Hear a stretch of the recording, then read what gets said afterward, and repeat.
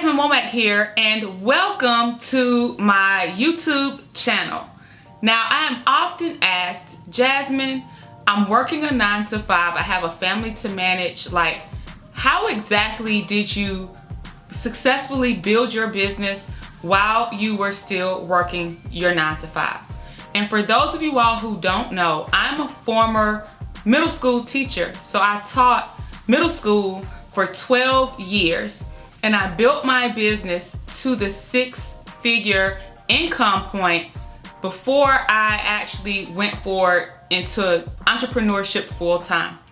And so I wanted to come and share some strategies. If I knew then what I know now, here's what I would do if I were still working a 9 to 5 while running my business. And that's what we're talking about in today's video. Hi, my name is Jasmine Womack. I'm a wife, a mother, I'm a woman of God, and I am a trendsetter. I help authors, speakers, and coaches stand out as subject matter authorities on their topic and in their industry. And I do this by helping them to write and self-publish a best-selling book, and then I teach them how to turn their book into programs, courses, and premium priced coaching communities. Now listen, building a business is challenging, point blank, period. Like, it's absolutely challenging. Like, there's no way around it. And I get that social media tries to glamorize it. And yes, entrepreneurship is an amazing thing, especially when you realize that you have the power to create the income that you desire through helping others achieve their goals. It's absolutely amazing. Here's what I would do, right? Like, looking back at it, wrote my first book and started my business and started building my brand online in 2016. In 2018, I was able to walk away from my career as a middle school educator. After 12 years in the classroom and 2 months after I left my job, I had my first 5-figure month, and we've generated 7 figures in our company at this point, and it's 2022 now. So in the last 4 years, I've been able to actually leave my job and make over $1 million in my company by leveraging my professional skills, expertise, along with my story.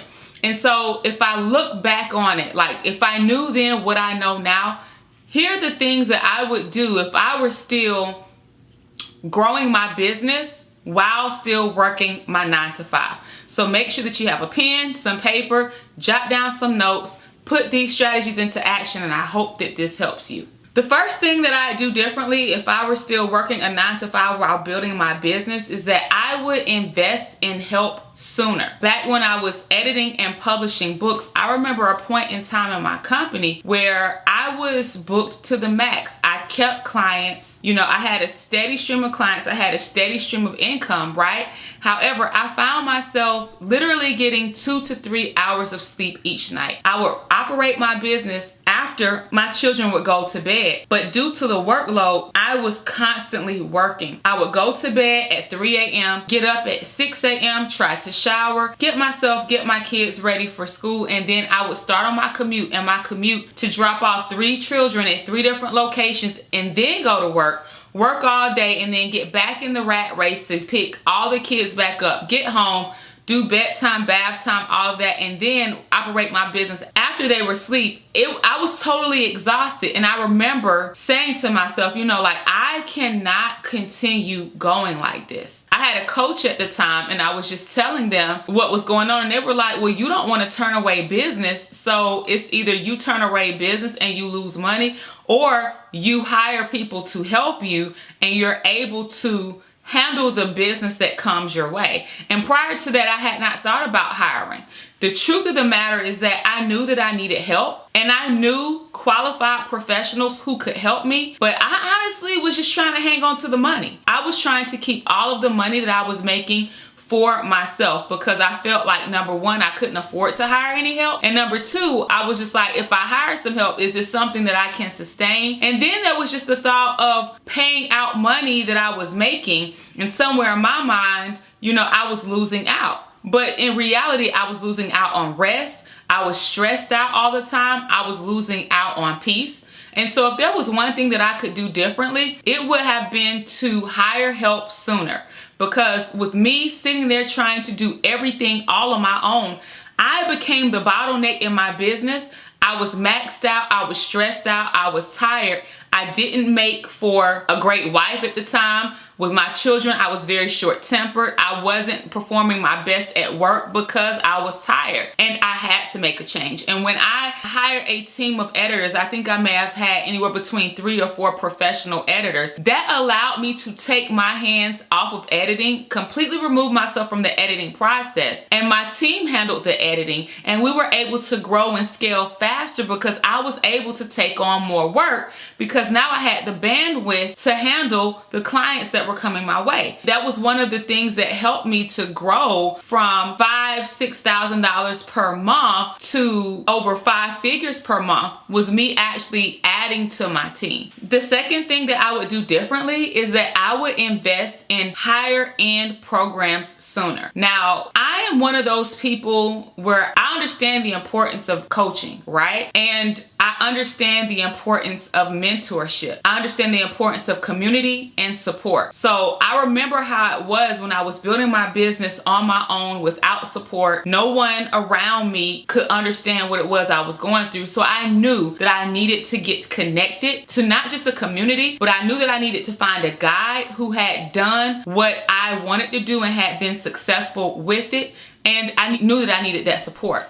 So for me as a coach, I believe that every coach should have a coach. And even though I'm in the space where I am in my business right now, I still have coaches and I also have mentors, right? And this is why. When I was still working and building my business, I spent a lot of money and energy investing in lower end programs. I mean, I was signing up for the free webinars. I was trying to get the ebooks, the lower priced master classes. And what I found was that I was trying to piece things together to make a complete puzzle to figure out the solution so that I could reach my business and income goals. And what I also discovered was that those smaller purchases were adding up at the end of each month. It was to the point where I could feel on the inside of me there were answers that these people had, but they were giving me bits and pieces and reselling it to me every single month, repackaged with a different title, but it was the same content. Over time, it became frustrating because I knew how serious I was about attaining my goals, and I felt like people were taking my money and not giving me everything that I needed. And so that's why as a coach, I knew back then that I wanted to perform surgery, as one of my former coaches would say. I didn't want to just give people a band-aid. I wanted to provide an entire solution in my programs because I never wanted people to feel like I was feeling. I never wanted people to spend a little bit of money here, spend a little bit of money there, and really get pieces. I wanted to give the entire system because I remember a point in time when I was searching for that and I was wasting my money with low-end products. Now, the other side to that is that I was being cheap. I couldn't wrap my mind around paying thousands of dollars for a coaching program for an extended period of time. Mentally, I wanted a quick fix and I didn't want to spend a lot of money. Where in hindsight, when I look back over it, those small purchases were adding up every single month anyway, and I wasn't getting what I needed. I would definitely do an entire mindset shift, make the investment up front, and go ahead and get what I needed. Another thing that I realized over time is that when I had success, it was because I didn't hop from program to program or from coach to coach, right? I would stay with a coach for anywhere between 1 to 2 years, and I would grow until I went through the entire program, went through the entire system, or in some cases outgrew that coach. I realized that my best results came when I was with a high-level qualified coach for an extended period of time. Now, some of you may ask me, who exactly do you coach with? You have to understand that where I am in business right now might not be where you are. And so the people that I coach with at the moment may not be useful for you. When you are looking for a coach, you have to be very, very clear on what it is you desire. And that's what I was like. I knew what I needed. I knew what I wanted. I knew what I wanted to accomplish. And I was looking for specific coaches to help with that. So some of the things that I invested in that did work for me, I invested in a speaking coach. I invested in a business development coach. And along the way, I invested in a mindset coach. Those are some of the types of coaches that I invested with over time as I realized what I needed for where I was in business and where I wanted to go. Definitely something that I would do differently. I would put down all the lower end items and I would just go ahead and make a good solid investment and put 110% into implementing and executing everything in that program for an extended period of time. The third shift that I would have made if I were still operating my business while working a 9-to-5 is that I would have increased my prices sooner. I had a very difficult time with increasing my prices, and a lot of it came from my upbringing and it also came from my career as a teacher. For a very long time, I was trying to appeal to an audience that really couldn't afford what I was trying to provide. So not only could they not afford it, but they had the same mindset that I had back then. They were trying to get the most they could for as little as possible. However, their behaviors reflected that. So these were the people who would make a payment and then they would disappear. When you would send them an email, they wouldn't respond to the email. You would send them a direct message and they would leave it on read. And it was all kinds of things, right? I would increase my prices sooner because I realized along the way that the product and service that I was providing was actually helping people to get results. They were actually leaving working with me with the product that they came for, and they were leaving with more money, more opportunities, speaking engagements, so on and so forth. And so I absolutely would have increased my prices sooner if I knew then what I know now, because the value was there. And I realized that I was helping people to create something that they would literally be able to make money off of and create opportunities from for the rest of their life. And that alone means something. The fourth shift that I would have made if I were still working a 9-to-5 while building my business is that I would have viewed my business as a business and not as a side hustle. When the light bulb went off that, you know what, oh Jasmine, this is a real full-fledged business. Matter of fact, you are the job. You have the ability to create jobs. You have the ability to provide opportunities for other people. You're doing transformational work. This isn't just some side hustle. So you need to approach this as the professional institution that it is. I had an entire mindset shift, and it shifted literally my entire being and the way that I approached business. If I could change anything, I would have started off with that mindset of, you know what, I'm an absolute beast at what I do because I've always been great at what I do, but I just would have approached it differently. I believe I would have taken myself more seriously, and I would have appreciated the gifts that I bring to the world. And in doing that, I would have shown up differently. I would not have been going live, dressed down all the time in warm-up suits or in t-shirts and things like that. Like, I would have just approached everything differently. And I believe that if I would have approached everything differently, I would have seen even greater results faster. Last but not least, I would have done the things that scared me sooner. And I hope that you all are seeing a trend here. Building a business, especially in this way, in a way in which we really haven't seen other people in our families do it before, it can definitely be quite daunting and scary. All in all, if I were still working my 9-to-5 while building my business, I just would have moved faster.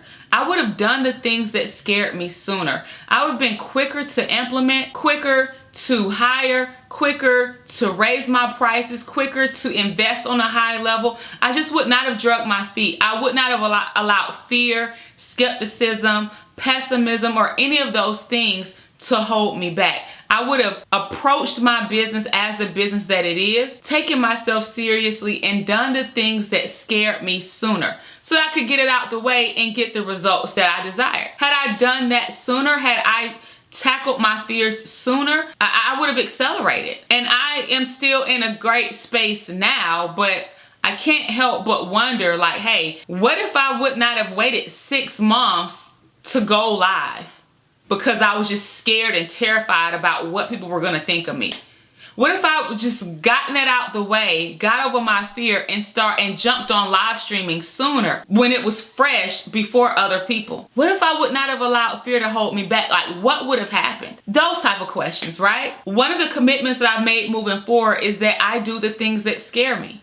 And I'm willing to fail, and I'm willing to be wrong. Because a failure is never a failure. A failure is never a loss. It's always a lesson that you learn from, and you can use it to become better. So these are the things that I would have done if I were still working my 9 to 5 while building my business. I hope that this video helped you. Definitely leave a comment below. Let me know your thoughts. Let me know your feelings. Let me know which one of these points resonated best with you and how you're going to implement this information into your life and into your business moving forward. And if you are ready to accelerate and move your coaching business forward, move your life forward, and move your goals with being a best-selling author forward, definitely check out my free 3-part mini course, Bankable Books, which is where I share the secrets behind writing a best-selling book that generates $10,000 per month or more. You can learn more about the free training and sign up for it at www.bankablebooks.com. I'll see you soon.